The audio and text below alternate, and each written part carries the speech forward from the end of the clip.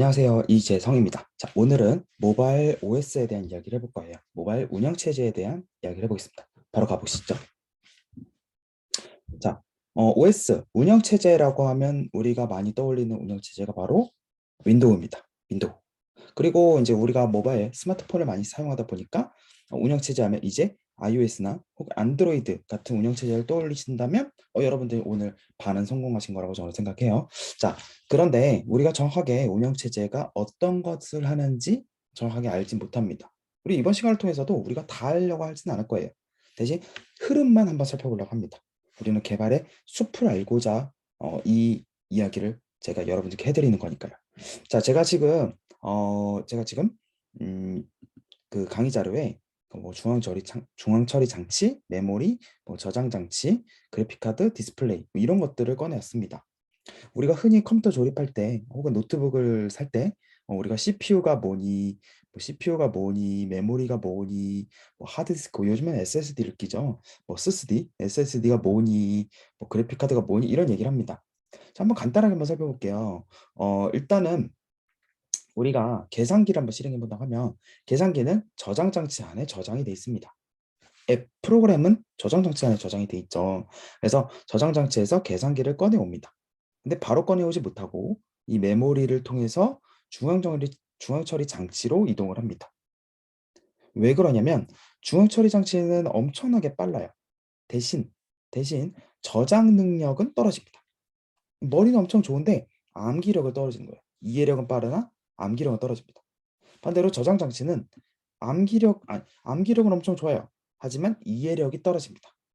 그래서 그 사이에 이 둘이 CPU와 저장 장치가 대화를 할 수 있게 연결해 주는 애가 바로 이 메모리라는 애입니다. 보통 우리가 램이라고 불러요. 램. 램이라고 보통 부르고.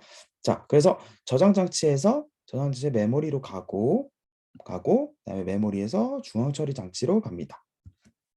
자, 그러면 계산기를 실행했잖아요. 계산기를 실행했으면 이제 그 결과를 사용자에게 보여줘야 되는데 이 결과를 보여주는 우리가 UI라는 그래픽적인 도구로 보여준 것이 바로 그래픽 카드가 하는 일입니다.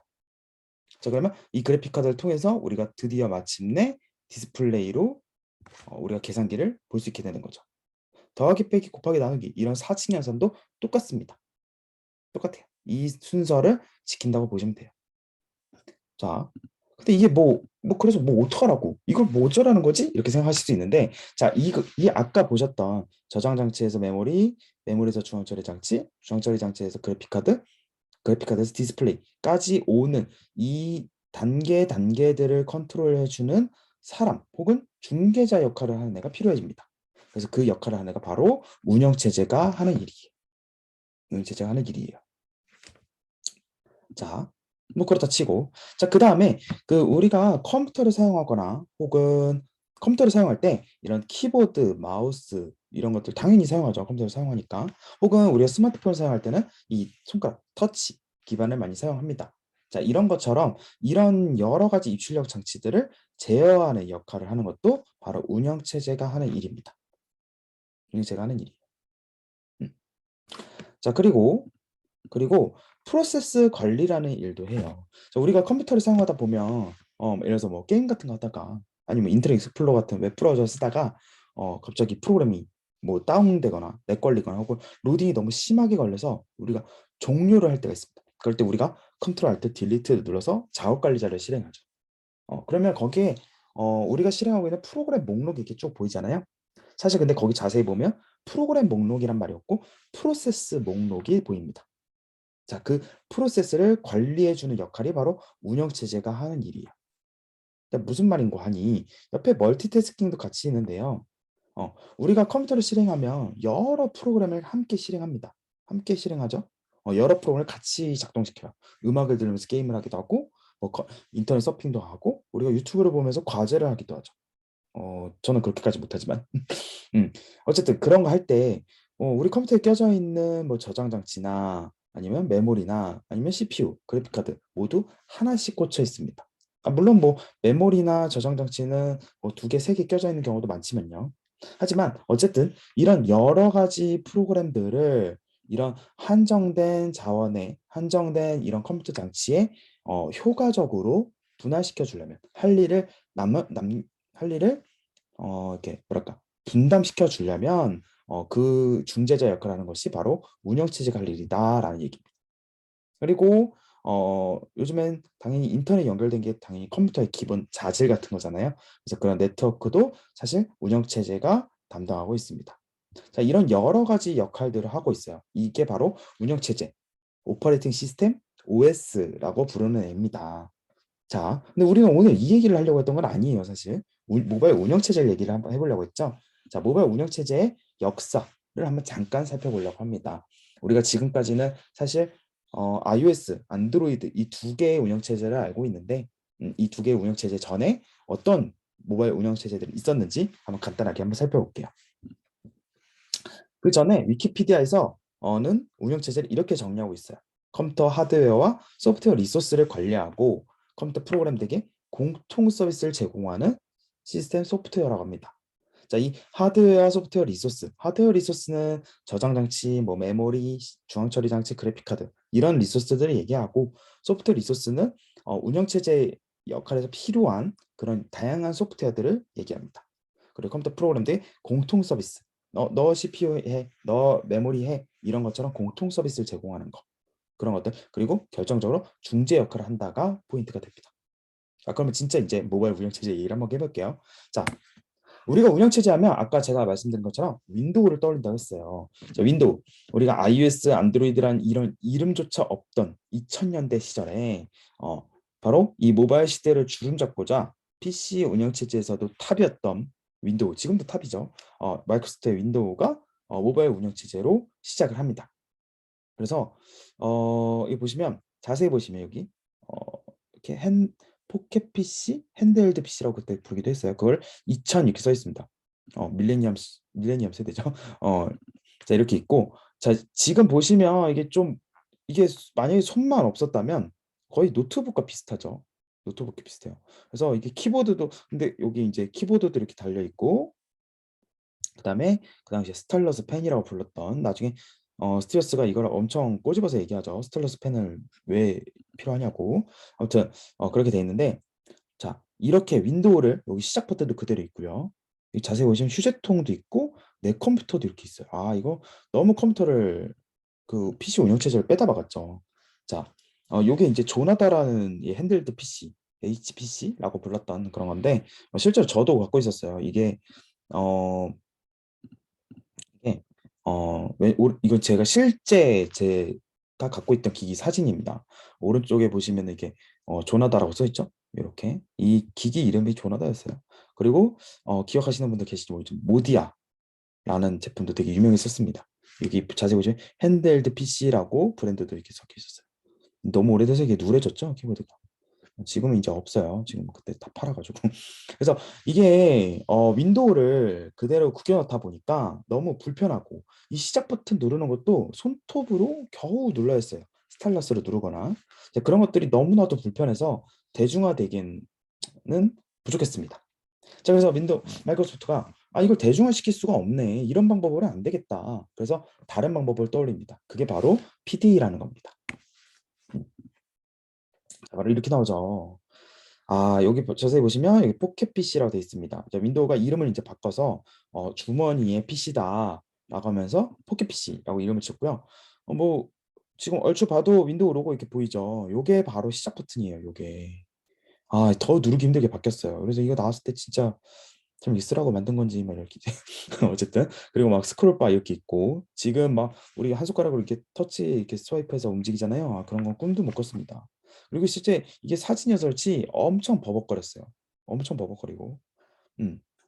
자, 뭐 이런 게 있었습니다. 이걸 PDA라고 불렀고 윈도우 이제 모바일 이런 식으로 불렀었어요. 윈도우 C 뭐 계속 버전도 계속 달라지고 이름도 달라졌습니다. 워낙에 장사가 안 돼서. 그래서 이게 대중화되지는 못하고 이렇게 비즈니스 시장이라든지 영업하시는 분들 그런 분들이 많이 사용했었어요. 어, 그리고 그렇게 하다가 나중에 이제 iOS가 나오고 마이크로소프트가 이제 정신을 차리죠. 그래서 등장한 것이 바로 윈도우 모바일이라는 겁니다. 윈도우 모바일. 아까도 윈도우 모바일이라고 했는데 이제 모바일이 완전 이름이 바뀌어서 이렇게 바뀌어요. 근데 결국 지금에 와서는 이제 없는 OS가 됐습니다. 마이크로소프트가 이제 모바일 운영 체제를 만들지 않겠다라고 발표했었기 때문에 지금은 아예 사라졌습니다. 사라졌어요. 이제 시작 버튼이 드디어 없죠. 이제 뭐 인터넷 익스플로러도 실제로 없죠. 이제 이 역사의 뒤안길로 사라진 운영 체제가 되었습니다. 자, 그러면 마이크로소프트는 이렇게 열심히 그래도 뭐라도 하고 있었는데 뭐 실패하고 포기했지만 다른 회사들은 뭐 하고 있었는지. 자, 이때 당시에 이제 사실 휴대폰 시장을 가장 저무르고 있던 가장 휘어잡고 있던 회사는 바로 노키아라는 회사였죠. 이 노키아라는 회사는 신비안이라는 운영체제를 만들고 있었습니다. 신비안 OS라고 부르는데 지금 이 사진에 보시는 게 아시는 분은 아시겠지만 익스프레스 뮤직이라는 익뮤라고 불렀던 스마트폰 뭐 지금 스마트폰이라고 부르기 좀 이상하지만 어쨌든 스마트폰입니다. 앱을 깔 수 있고 여기 자세히 보시면 어플리케이션 이렇게 있죠.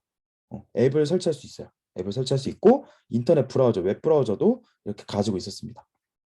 전화도 되고.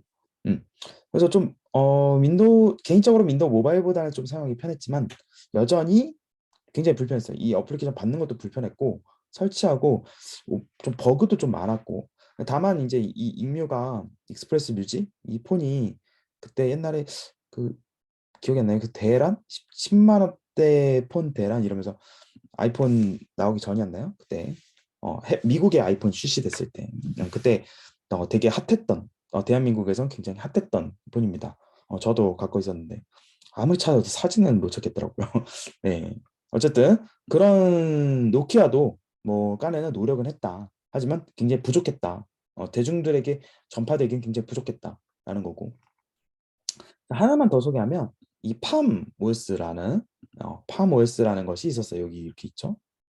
네, 팜 OS가 있는데 일명 그 당시 PDA계의 탑이었습니다. 넘버 원 탑이었는데요. 뭐 대중적으로 사용성은 떨어졌지만 그래도 가격이 낮았고 가격이 좀 저렴했고 그리고 뭐랄까 안정성은 굉장히 뛰어났어요. 안정성은 여전히 사용하기 불편했던 건 맞아요. 그래서 단지 이것도 이제 비즈니스맨들, 주식하시는 분들, 뭐 그리고 뭐 영업하시는 분들 이런 분들에게 주로 사용이 되었고 지금은 이제 역사의 뒤안길로 사라졌습니다. 어쨌든 이렇게 많은 회사들이 이 모바일 OS 시장에 도전장을 내밀었고 노력했던 건 사실이었어요. 노력했던 건 사실이었는데 자, 그래서 정리를 해보면 마이크로소프트는 이렇게 윈도우 C나 윈도우 모바일, 윈도우 폰 이거 운영체제 이름이에요. 윈도우 폰 이런 식으로 2000년대 마이크로소프트의 모바일 운영체제였습니다.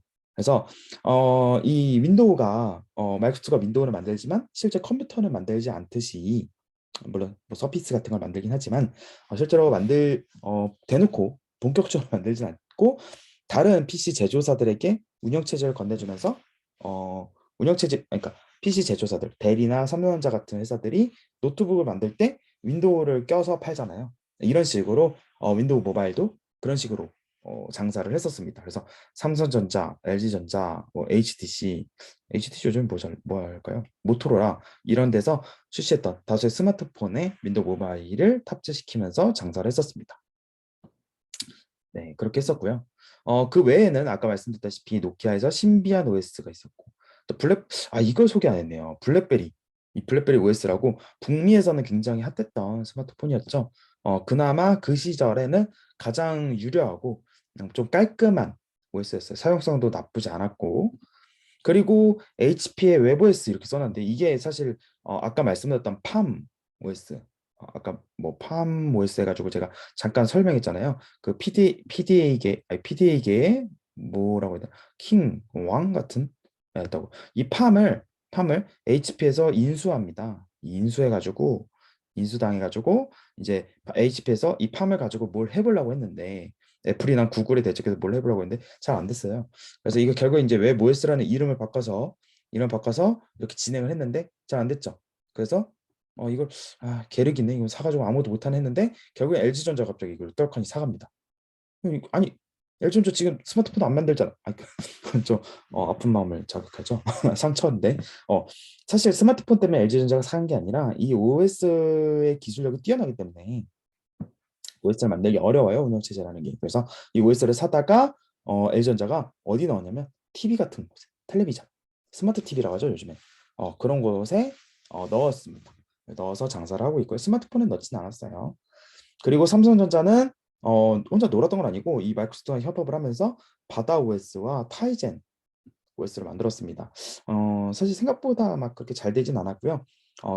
역시 마찬가지로 약간 LG전자랑 마찬가지로 스마트 TV나 아니면 그 갤럭시 워치 같은 곳에 들어가 있지만 뭐 큰 두각을 내지는 못하고 있어요. 음. 어쨌든 이러고 있는데 우리가 가장 궁금한 회사가 있죠. 애플이라는 회사입니다. 애플 회사라서 도대체 뭘 하고 있었을까? 애플은 80년대부터 있던 회사라고 했는데 뭐 하고 있었을까가 궁금하시겠죠? 궁금하실 수 있어요. 그래서 보면은 사실 애플에서는 애플은 여러 그 호칭들이 있지만 음, 가장 그 중에서 하나의 호칭이 바로 PDA라는 것을 세계 최초로 시판한 회사입니다. 만든 회사예요. 그래서 그 PDA를 애플의 PDA는 뉴턴이라고 불렀습니다. 뉴턴 테크놀로지라고 불렀는데 이 뉴턴의 브랜드를 붙이고 있었고 지금 뭐 iOS, 아이폰 이렇게 붙이듯이 뉴턴이라고 붙였고 이 지금 사진에 보이는 제품은 메시지 패드 2100이라는 제품입니다. 여기 옛날 무지개 세계 애플 로고가 이렇게 보이죠? 네. 자, 이게 PDA인데 자세히 보시면 지금의 모바일 OS 우리가 알고 있는 iOS나 안드로이드에 뭔가 토대를 만든 것 같은 느낌도 들어요. 아이콘들도 이렇게 보이고 이렇게 아이콘도 이렇게 보이고 그다음에 밑에 뭐 지금 iOS에 뭔가 독 같은 도크라고 하죠. 도크 같은 느낌도 살짝 듭니다. 음. 자세히 보면 여기 전화 기능도 있고요. 보이고 저도 이걸 잠깐 썼었어요. 제 시대는 아니지만 저는 궁금해서 이렇게 한번 써봤는데 뭔가 이게 흑백이었던 이유는 컬러 디스플레이가 그 당시 비쌌으니까 이게 90년대에 나왔던 어, PDA거든요. 그래서 굉장히 고가였기 때문에 컬러로는 끝끝내 나오지 못했고 음, 자, 이런 제품이 있었다. 애플에서 노력을 했다. 근데 이게 재밌는 역사가 있어요. 이 재밌는 역사가 자, 일단 뉴턴이라는 것은 지금은 애플이라고 부르는 애플 컴퓨터, 그 당시 회사 이름이 애플 컴퓨터였어요. 컴퓨터만 만들 줄 알았던 거죠. 아이폰이 나오면서 이제 컴퓨터라는 이름을 떼게 됩니다. 자, 애플 컴퓨터에서 제작한 세계 최초의 개인정보 단말기 PDA이자 태블릿 플랫폼. 저게 사실 이게 이렇게 사진을 이렇게 찍어서 그렇지 이게 손바닥보다 훨씬 크거든요. 굉장히 큽니다. 이게 거의 태블릿 PC예요. 갤럭시 탭 같은 느낌이랄까. 어. 그래서 재밌는 거는 뭐냐면 재밌는 건 1993년부터 생산을 시작해서요. 출시하게 돼서 1998년까지 생산하게 됩니다. 5년밖에 안 했어요. 5년밖에 안 했어요. 그 이유가 1997년에 이제 아시는 분 아시겠지만 스티븐스가 애플에서 80년대 쫓겨나게 되고 그 다음에 스티븐스가 여러 인생 역경과 고난들을 이겨냈죠. 그러면서 토이스토리라는 작품도 결국엔 스티븐스 덕분에 사실 나오게 됐고 스티븐스가 만든 건 아니죠. 하지만 스티븐스 덕분에 나온 것은 사실이고 뭐 그렇게 됐고 그다음에 뭐 넥스트 스텝이라는 회사도 컴퓨터 회사도 만들었었고요. 자, 그렇게 그런 과정이 있다가 애플은 그동안 스트레스를 내쫓고 CEO가 세 번이나 교체됐지만 결국 재기하지 못했고 오히려 빚이 굉장히 많았습니다. 그래서 스티브스에게 야 다시 와서 애플 좀 살려줘 이사회들이 이렇게 얘기해서 그 스티브스가 애플을 복귀하게 됩니다. 근데 이 스티브스가 애플을 복귀하자마자 가장 먼저 했던 일이 바로 이 뉴턴 프로젝트를 파괴하는 일을 했어요. 파괴해버렸어요. 이거 말고도 프로젝트 많이 접었는데요. 어, 이게 애플에서 너무 많은 제품들을 하고 있으니까 스티브스는 심플한 걸 좋아하잖아요. 이 회사 조직 운영도 심플하게 하는 걸 좋아했는지 뉴턴 프로젝트를 파기해 버립니다. 없애버려요. 그래서 98년까지 생산됐던 이유가 바로 이 스티브 잡스의 프로젝트 파기 때문에 그렇게 됐습니다. 네. 그래서 그럼 그 파기 왜 했냐? 뭐 어떻게 된 거냐? 자, 그리고 우리가 알고 있는 이런 제품이 나오게 되죠. 왼쪽이 이제 뉴턴 메시지 패드 2100이고요. 네, 아까 봤던 2100이에요. 이거 크기 이제 감이 오시죠?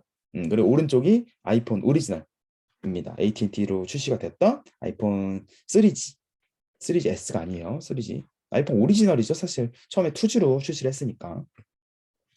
그래서 여기 헬로 아이폰, 헬로 뉴턴이라고 작성이 되어 있습니다. 누가 써놨죠? 음.